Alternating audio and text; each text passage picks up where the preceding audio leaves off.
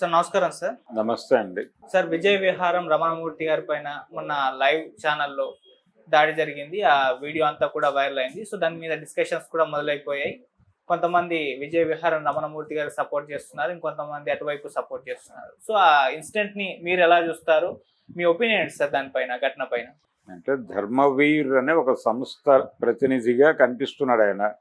ఆ రెడ్డి గారు ఆయన ఈయన మీద దాడి చేశాడు. దాడి చేయటానికి కారణం ఏంటంటే రమణమూర్తి గారు ఒక అభిప్రాయ ప్రకటన చేశాడు. అభిప్రాయ ప్రకటన ఈ మధ్య కాలంలో నరేంద్ర మోడీ గారు తెలంగాణ వచ్చారు, ఇక్కడ కాషాయ ప్రభుత్వంతో కాషాయ దళంతో ప్రభుత్వం ఏర్పాటు చేసి వారితో ప్రమాణ స్వీకారం చేయించి వెళతాను అన్నారు ఆయన. సో ఆ డైలాగుతో మోటివేట్ అయినటువంటి చాలామంది, అంటే చాలామందిలో పనిచేసింది ఆ మాట. దాంతో ఇక్కడ ఏదో జరగబోతోంది, ఇక్కడ కాంగ్రెస్ని పక్కగా జరిపి కాషాయ దళంతో ఆయన ప్రభుత్వాన్ని ఏర్పాటు చేస్తానన్నాడు కాబట్టి మనం ఇమ్మీడియట్గా ఏరియాలోకి వెళ్ళిపోయి అక్కడ లొకేట్ అయిపోతే బాగుంటుంది అని చాలామంది ఉత్సాహవంతులు ప్రో హిందుత్వ చాలా వాయిస్ పెంచేసి మాట్లాడుతున్నారు ఈ మధ్యకాలంలో తెలంగాణలో పర్టికులర్గా.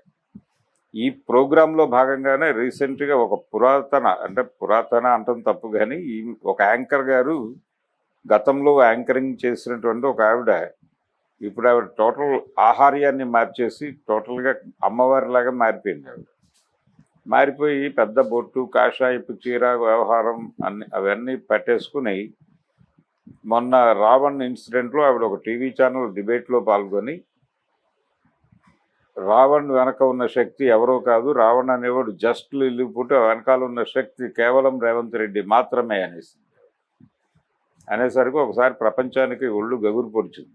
ఏమిటి మాట్లాడుతోంది ఈవిడ అంటే, కాంగ్రెస్ పార్టీయే ఇలాంటివన్నీ ఎంకరేజ్ చేస్తుంది, కాంగ్రెస్ పార్టీని నాశనం చేస్తే తప్ప ఈ దేశంలో హిందూ మతం బతకదు, ఈ రోజున కాంగ్రెస్ పార్టీని బతికిస్తున్న రేవంత్ రెడ్డి లాంటి వాళ్ళందరినీ టార్గెట్ చేయాల్సినటువంటి ఒక నైతిక బాధ్యత ఉంది. ఇలా చెలరేగిపోయి మాట్లాడేసింది ఆవిడ.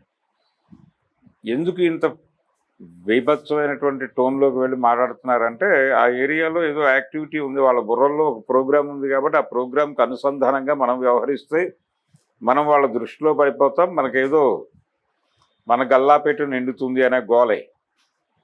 సో అలా ఆవిర్భవించినటువంటి ధర్మవీర్ అనేటువంటి సంస్థకి చెందినటువంటి ఈ రెడ్డి గారు వీళ్ళు ధర్మం గురించి విపరీతంగా మాట్లాడతారు. కనిపించిన వాడినల్లా, వీళ్ళని విమర్శించిన వాడినల్లా పేటీఎం బ్యాచ్ అంటారు. వీళ్ళు ఏ క్రైస్తవుడి దగ్గరో లేకపోతే ముస్లిం దగ్గర డబ్బులు తెచ్చుకుని మాట్లాడుతున్నారని కూడా అనేస్తున్నారు ఓపెన్గానే. రావణ్ వ్యవహారంలో చూసాం మనం. రావణ్ గురించి సపోర్ట్ చేసి మాట్లాడుతున్న వాళ్ళందరినీ ఇతర మతాల్లో లొకేట్ చేసేసి వాళ్ళందరూ క్రైస్తవులు, వాళ్ళందరికీ ఫండ్ చేస్తోంది జగన్మోహన్ రెడ్డి అని ఎస్టాబ్లిష్ చేయటం ద్వారా ఒక డ్రామా నడుస్తోంది. సో అదొక గోల, ఇదొక గోల, ఇలా రకరకాల పద్ధతుల్లో హిందుత్వ గేమ్ నడుస్తోంది. ఆ హిందుత్వ గేమ్లో యాక్టివ్ పార్టిసిపెంట్లుగా ఉండి లబ్ధి పొందాలనుకునే బ్యాచ్ ఇతను, ఈ ధర్మవీర్ అనే సంస్థకి చెందినటువంటి కశ్యప్ రెడ్డి. అతను కొట్టాడు.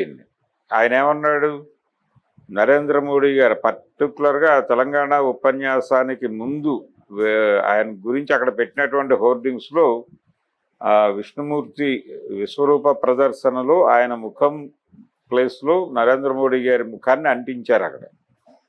అది హిందువుల మనోభావాలు దెబ్బతీయటం అన్నాడు ఈయన. ఎవరు? రమణమూర్తి గారు. దాన్ని ఖండించాడు అతను. నువ్వు కృష్ణుడు తలకాయ అనకు అన్నాడు. అంటే ఆయన ఉద్దేశం ఏంటి, ఏం చెప్పదలుచుకున్నాడు ప్రపంచానికి అంటే, అసలు విష్ణుమూర్తే సాక్షాత్తు ఇప్పుడు ఎత్తినటువంటి అవతారమే నరేంద్ర మోడీ అనేది మీకు అర్థం కావట్లేదు అనేది ఎస్టాబ్లిష్ చేయదలుచుకుని ఆ మాటలు మాట్లాడాడేమో అన్న డౌట్.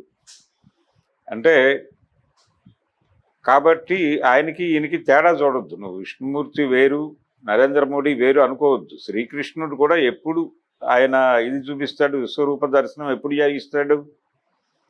చేయిస్తాడంటే ఆయన విష్ణుమూర్తి అనే స్పృహ, ఆయన విష్ణు అవతారం అనే స్పృహ కలిగించటం కోసం చేస్తాడు.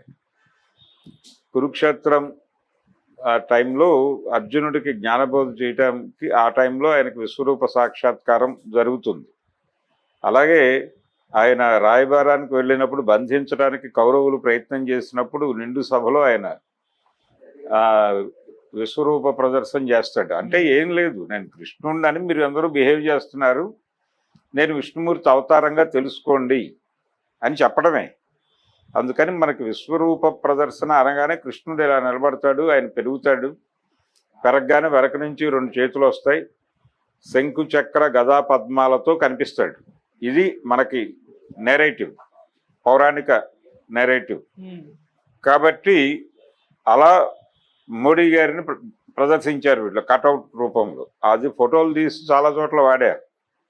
ఇలాంటి కటౌట్లు చాలా మందికి పెట్టారు, ఈవెన్ కేసీఆర్ కూడా అలాంటివి పెట్టారు అనేది ఇప్పుడు కొత్తగా బయటకు వస్తోంది. అంటే ఎప్పుడైతే ఈ దాడి జరిగిందో, ఈ దాడి చేయటాన్ని విమర్శిస్తున్న వాళ్ళ ప్రతి పోస్టు కిందకి హిందూ ట్రోలర్స్ వచ్చేసి వాళ్ళు ఈ కేసీఆర్ని అలా పెట్టినవి, లేకపోతే కేటీఆర్ని అలా పెట్టినవి, ఆ పాత ఫోటోలు ఇవన్నీ తవ్వి తీసి అప్పుడు మీ నోరు లేవలేదు ఇప్పుడు ఎందుకు లేస్తోంది అంటే వాళ్ళతో లాలూచి పడిపోయి వాళ్ళతో డబ్బులు తినేసి ఇప్పుడు మా మీద దాడి చేస్తున్నారా అని దాడికి దిగిపోతున్నారు. ఇది నడుస్తున్నటువంటి సినిమా.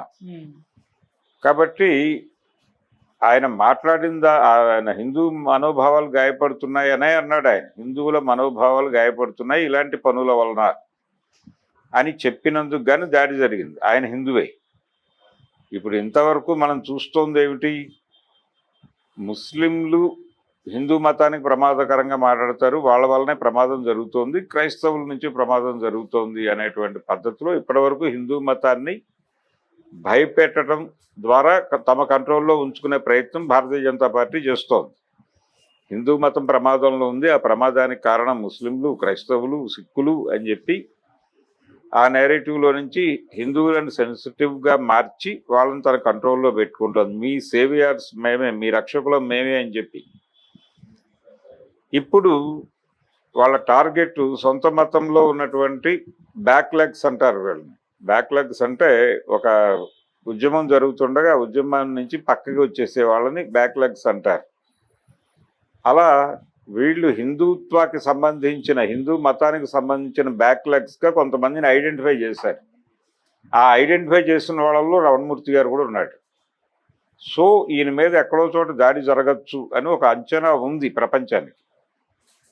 ఆయన మీద దాడి జరిగింది. ఇలాంటి దాడులు పెరుగుతాయి. ఇప్పుడు వితిన్ హిందూ మతం, హిందుత్వ ప్రమాదంలో హిందూ మతం ఉంది అని ఎవరైనా బలంగా మాట్లాడితే, హిందూ మతానికి హిందుత్వానికి మధ్య ఉన్నటువంటి భేదం గురించి బలంగా మాట్లాడితే, జనంలోకి వెళ్ళి మాట్లాడితే, నిజానికి ఇప్పుడు మాట్లాడాల్సింది అదే. చాలామంది ఈవెన్ కమ్యూనిస్ట్ పార్టీలతో అసోసియేట్ అయి ఉన్న వాళ్ళకు కూడా ఒక ప్రాబ్లం ఉంది. విస్తృతంగా జనంలోకి మన రాజకీయాలు తీసుకెళ్ళి చెప్పాల్సిన అవసరం ఉంది, కానీ ఎలా కమ్యూనికేట్ కావాలి, యూత్తో ఎలా కమ్యూనికేట్ కావాలి, పర్టికులర్గా ఈ జనరేషన్ యూత్తో ఎలా కమ్యూనికేట్ కావాలి అన్న దగ్గర ఒక చిన్న కన్ఫ్యూజన్ ఉంది. మనం వాళ్ళ దగ్గరకు వెళ్ళి ప్రస్తుత సమాజము, హిందూ మతము దీని గురించి మాట్లాడితే వాళ్ళు డిస్కనెక్ట్ అవుతారు. కాబట్టి అవి కాకుండా వాళ్ళ జీవితము, వాళ్ళ వ్యవహారాలు, దానిలో నుంచి నెమ్మదిగా వాళ్ళ మనసుల్లోకి వెళ్ళాలి అని మాట్లాడుకుంటున్నారు. కానీ కోర్ ఇదే. పిల్లల్ని విపరీతంగా పొల్యూట్ చేశారు వాళ్ళు. స్కూళ్ళు, కాలేజీలు ఈ ఏరియాలలో జొరబడిపోయి ఇళ్లల్లోకి జొరబడిపోయి వాళ్ళకి యాక్సెస్ ఉంది. వాళ్ళు డోర్ టు డోర్ క్యాంపెయిన్ చేస్తున్నారు. రీసెంట్గా రామ మందిర వ్యవహారంలో వాళ్ళు ప్రతి ఇంటికి వెళ్ళి అక్షింతలు ఇచ్చారు. అక్షింతలు ఇచ్చి ఫలానా రోజు ఫలానా టైంకి అక్కడ విగ్రహావిష్కరణ జరుగుతుంది, అదే ఆ ప్రతిష్ఠ జరుగుతుంది, ఆ టైంలో మీరు ఈ అక్షింతలు నెత్తి మీద జల్లుకోండి అని చెప్పారు.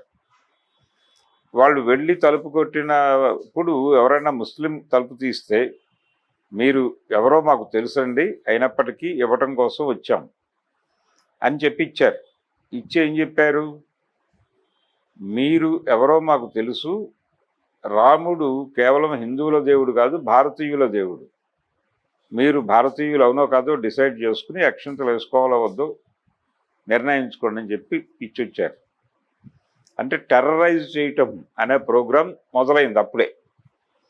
అది ఇప్పుడు వితిన్ హిందూ మతం ప్రక్షాళన కార్యక్రమం. ఇక్కడ ఆల్రెడీ హిందూ మతంలో ఉదారవాదాన్ని చంపేశారు, ఇప్పుడు మరింత కాన్సన్ట్రేటెడ్గా చంపేయాలని డిసైడ్ అయిపోయారు. ఈ ఈ హిందూ మతంలో ఉన్నటువంటి ఉదారవాదాన్ని చంపడానికి వాళ్ళు గతంలో వాడిన ఆయుధం హిందూ మతం ప్రమాదంలో ఉంది అని.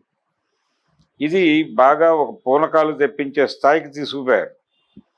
హిందూ మతంలో ఉన్న పరమత సహనాన్ని చంపేశారు. చంపేసి ఏదో గుడికి వెళ్ళి దర్శనం చేసుకుని హిందూ మతంలో ఏముందో తెలుసుకోవడానికి ఉబలాట పడే వాళ్ళని పక్క మతాలను తిడితే ఆనందపడే స్థితికి తీసుకెళ్లే ప్రయత్నం రూటెడ్గా జరిగింది. 80 నుంచి జరిగింది ఇది. 1980లో అద్వానీ గారు ఆయన చేపట్టినటువంటి ఏకాత్మత యజ్ఞం అనే పేరుతో ఆయన మొదలుపెట్టిన కార్యక్రమంతో దీనికి అంకురార్పణ జరిగింది. అప్పటి నుంచి వాళ్ళ టార్గెట్ హిందూ మతంలో ఉదారవాదం. దాన్ని సక్సెస్ఫుల్గా బద్దలు కొట్టేశారు, అయిపోయింది. బద్దలు కొట్టడం వల్ల ఇప్పుడు 4వసారి కూడా ఆయన గెలవబోతున్నాడు అనేది నెరేటివ్. ఇది ఒక కాన్సెప్ట్ అయితే ఇక్కడ చాలా స్పష్టంగా వాళ్ళు ఇప్పుడు అది అయిపోయింది ఆ ప్రోగ్రాం. ఇప్పుడు ఈ విషయంలో కనువిప్పు కలిగించడానికి ఎవరైనా ప్రయత్నం చేస్తే వాళ్ళని బ్లాక్ లెగ్స్ అంటున్నారు. ఈ బ్లాక్ లెగ్స్ని చావగొట్టడం, చంపేయటమే, నిర్మూలించడమే ప్రోగ్రామ్గా వాళ్ళు డిజైన్ అయిపోయింది, వాళ్ళ బుర్రల్లోకి ఎంటర్ అయింది. సో ఇప్పుడు హిందుత్వ గురించి హిందువులకి సీరియస్గా ఎరుకపరచవలసినటువంటి అవసరం ఉంది. ఆ అవసరాన్ని భుజాన వేసుకుని ఎవరైతే సీరియస్ క్యాంపెయిన్ చేస్తారో వాళ్ళు టార్గెట్ అవుతారు. టార్గెట్ అవుతామనే స్పృహ కలిగి వాళ్ళని ఎదుర్కోవడానికి సిద్ధపడి ముందుకెళ్ళగలిగితే మాత్రమే ఈ దేశాన్ని కాపాడుకోవడం జరుగుతుంది. వాళ్ళ నుంచి, ఈ కశ్యప్ రెడ్డి లాంటి వాళ్ళ బ్యాచ్ నుంచి. లేకపోతే కశ్యప్ రెడ్డిల చేతుల్లోకి దేశం వెళ్ళిపోబోతోంది. అది ఈయన రమణమూర్తి గారి వ్యవహారంలో నాకు అర్థమైన కథ. ఇది చాలా ప్రమాదకరమైనటువంటి ఇండికేషనే. రమణమూర్తి మీద దాడి అనేది చిన్న విషయం కాదు. దాని వెనకాల చాలా గొడవ ఉంది. సో దీన్ని కొంచెం లోతుల్లోకి వెళ్ళి అధ్యయనం చేసి దీని మీద రియాక్ట్ కావాల్సిన బాధ్యత కమ్యూనిస్ట్ పార్టీలకు మాత్రమే కాదు, ఈ దేశంలో ఉన్నటువంటి అన్ని ప్రజా సంఘాలకి ఉంది. మరి ఆ బాధ్యతను ఎంతవరకు వాళ్ళు టేకప్ చేసి నిర్వర్తిస్తారో చూడాలి. Thank you so much. Thank you.